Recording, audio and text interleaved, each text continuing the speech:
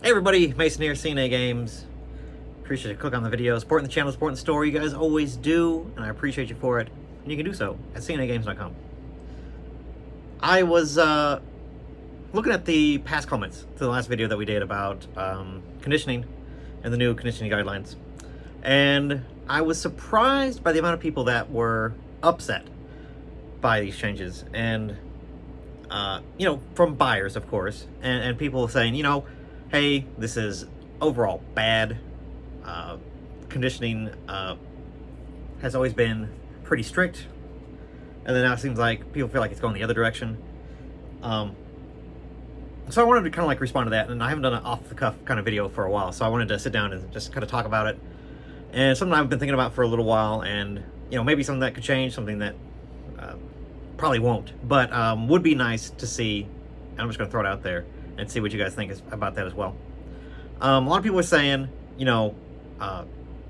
these card conditions need to be more strict. If they're not pack fresh, or if they're not near mint pack fresh, so be it.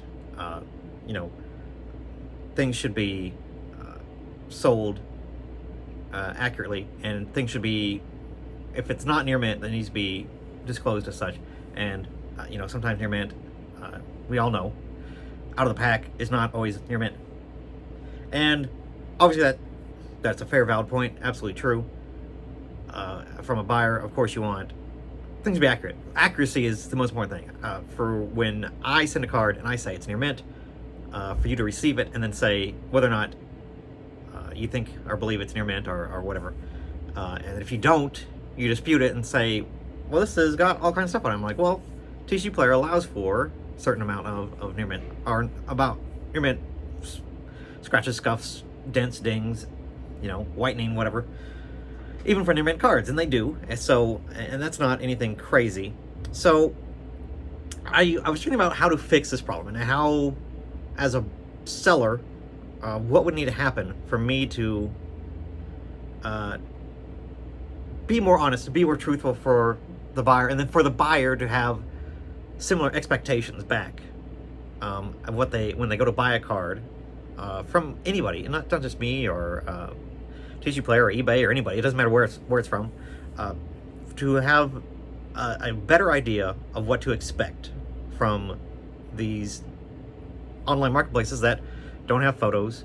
It's major businesses, or smaller stores and LGSs that should all be on the same page, using the same kind of critiques and type of information to make these type of decisions. But sometimes, we as sellers disagree, and then you as a buyer may disagree as well. And it's difficult because conditioning is nuanced. It is subjective to a point. We can say whether or not a scratch is more severe than whitening, versus if something has a scuff across it, or across the back of it, maybe it matters less than the front. Stuff like that we can all disagree on, and have that kind of discussion ongoing, right, as buyers and sellers. But what really needs to happen, and probably just to make everybody's expectation the same, to where we don't have to argue back and forth about, hey, is this card near mint? We probably just need to go away from the term near mint. And it's not a great way of saying it, but pack fresh does give a better description of what these cards are, the range of what kind of things to expect.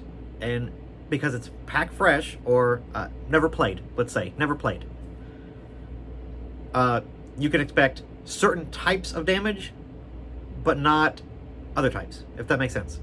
For example, in a never played card, let's say NP. NP is like the highest thing you can have, not near mint anymore, not NM, NP, never played. So those type of things, which is already the case, you can't have grime on the card. That's not a thing that can happen on a pack fresh card. There wouldn't be grime on something that's pack fresh because hasn't been handled, right? There shouldn't be any scuffing, scratches, cloudiness from being in a sleeve, being in a binder, rubbing around. The type of stuff that you might expect is edge whitening, maybe a ding here and there on the edge of the card, things like that. You shouldn't expect major indents or anything crazy like that from a pack fresh card, a never played card. But there are stuff that happens at the factory that is beyond any of us can control. So why not build the platform and use the terminology that makes more sense to us? Because we all know near mint is not a collectibles term in the sense that that's where it came from. Near mint, it came from coins, and then we've kind of carried that over to everything pretty much, right? And near mint means it's mint, you know, the mint that it's made, the factory that it's made. You know, it's fresh from the mint. And then near mint is like, hey, it's maybe been taken off the line, assembled and put together like it would be circulated, but then not, right?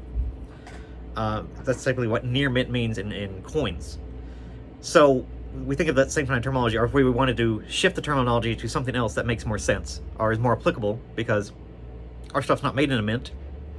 It's not stamped to where it's, you know, a fine within degrees and perfect. Cards just aren't anymore. And cardboard is not as rigid and form-taking as metal is. So things happen out of pack fresh stuff, right? So the term near mint probably gives a not a great description of what to expect from a card that has never been played. So if we move to a thing like never played, it makes a lot more sense, and you can have an expectation of what to see, and that, you know, if there's something that's wrong with the card, that it would be types of stuff that'd be from out of the pack, not being handled. You know, it wouldn't have weird scuffs or grime, again, that type of stuff. You'd have expectations that are better than just saying, yeah, it's near mint. It could have any 10 of these 11 types of things that could be wrong with it. It just it could be any of that stuff. I think it really starts to hone in and kind of put stuff in a box of like what is acceptable at near mint or never played at this point, and then don't have to change anything or change the standards at all. It's just the terminology would be different, and I think that'd make people a lot more understanding of what to expect. Now, and obviously there are stuff that come out of the pack, like I had a, do I still have it over here? No. Sometimes my biggest thing about pack fresh stuff right now, especially with Magic, is the rough cuts on the edges of the card. It's not anything egregious, but it is visible. You can see where the cut lines are on the card, that when they sliced to make these cards into squares, and then when they go to cut and make the edges round, all those things can make dents and dings and imprints on the card, or just cut in a way that is visible to the eye. And it's not as precise or as clean cut as they used to be. That is not a matter of opinion. It is across all these TCGs, it is factual. Whatever they're doing at these factories, they're cutting these cards differently, or maybe in a thicker stack, or, you know, more stacked on top of each other, and they press down and using whatever the presses that they use. Something along that way has changed to where cards are not coming out the same.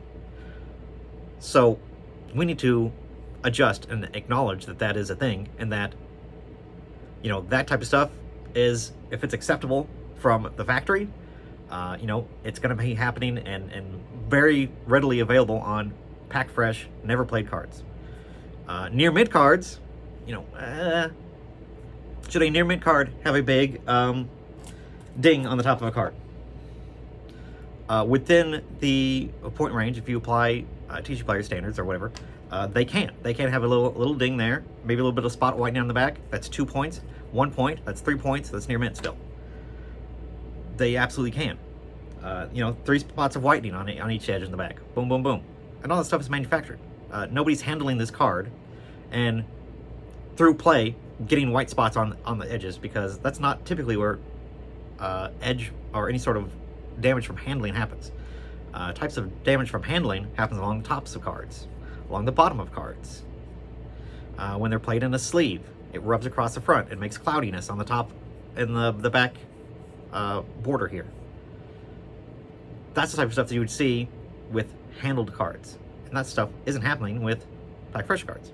but they can have little weird gouges and stuff out of them, and it's just like, okay, well, that's just unfortunately a sign of the times and how they are printing these cards and manufacturing these cards these days. So, you know, that type of stuff is understandable.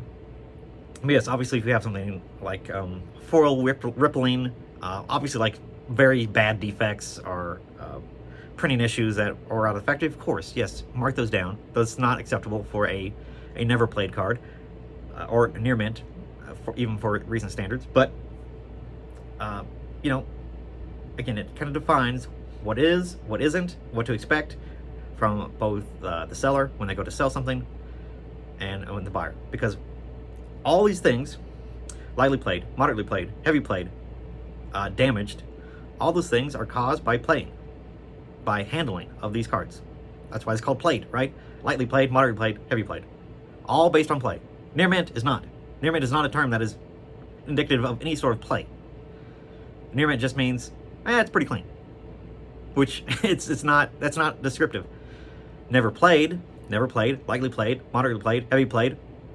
It makes more sense. So I think if TCGPlayer was to make that connotation, say, hey, we're not calling these cards near mint anymore.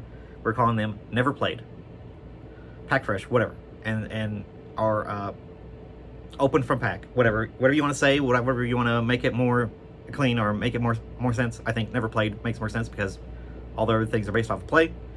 This type of things that can happen directly from the factory, from manufacturing, that is acceptable. These types of things are not. As a buyer and a seller, that is what is expected. I think that would make it on both sides a lot more able to come together and be like, yes, you sent me this card, it has these types of expected issues, but it's never been played, it's never been used in a deck, never been, doesn't show any of the signs of handling that you would see from a played card, that we're okay, we're on the same page, this is what I expected.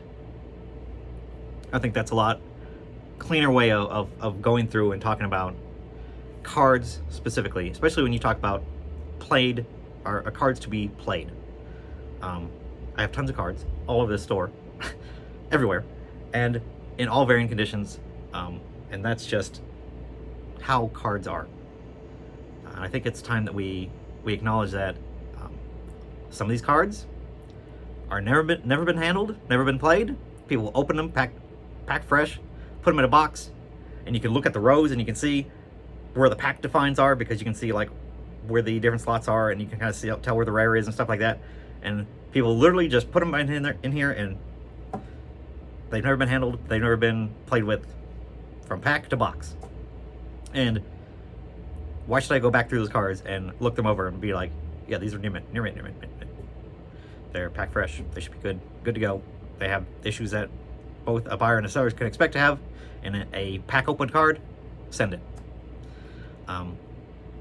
It'd be just a lot easier on everybody to just, if I go to open stuff, obviously I'm looking to see egregious stuff, but for the most part, I open stuff, I send it through the Roca, I upload it to TCGPlayer, never played, we should be good, right? So that's something I've been thinking about. I've been thinking about that even before these changes, and then now this is really kind of cemented, like, for us to be on the same page and have expectations from the buyer and the seller, both have the same expectations. If we're going to allow contiguous edgeware, if we're going to allow factory cuts to not be an issue, stuff like that, we need to be on the same page, and people need to understand that is the type of stuff that is acceptable. And I think we'd all be better for it. So that's just some thoughts. Is it going to happen? Probably never. No, I mean, probably not. I think the term near mint is too ingrained in collectibles as a whole, really. But yeah, the idea of mint or a near mint card, something like that,